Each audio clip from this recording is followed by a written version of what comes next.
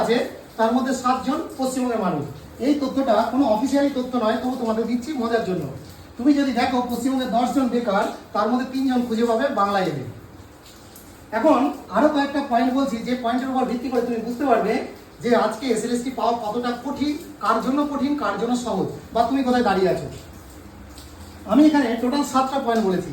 প্রথম পয়েন্টে দেখো, ভিন্ন পেশার সাথে যারা যুক্ত আছেন, তার মানে না তারা পিছিয়ে আছেন, কিন্তু তাদের জন্য অনেক কঠিন। সোশ্যাল মিডিয়াতে যিনি বা যে অল টাইম অ্যাক্টিভ থাকে, যিনি ম্যারিড বা বিবাহিত, তার পক্ষে সময় খুব কম। 4 নম্বর আছে, চাকরি চলে গেছে বা যাবে এরকম সিচুয়েশনে যারা আছেন তারা সবচেয়ে কঠিন সিচুয়েশনে আছেন।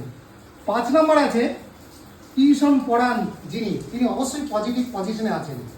তারপর দেখো 6 নম্বর আছে, 4-5 বছর ধরে ঠিকঠাক পড়াশোনা করছেন, এরা কিন্তু সবচেয়ে এগিয়ে আছে।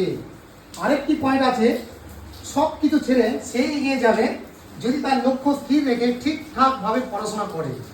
তারপরে তোমরা নিজেরাই বুঝতে পারছো যারা অল টাইম সোশ্যাল মিডিয়াতে আছো, কোথায় আছো তুমি দাঁড়িয়ে, এবার কেটে দাও।